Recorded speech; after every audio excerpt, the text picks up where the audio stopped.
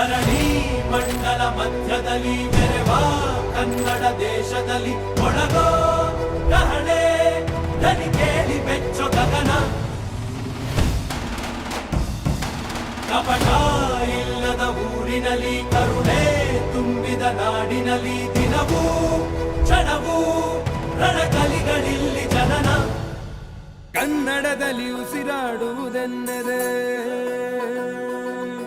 ಕನ್ನಡ ಉಳಿದು ಬೇರೇನಿದೆ.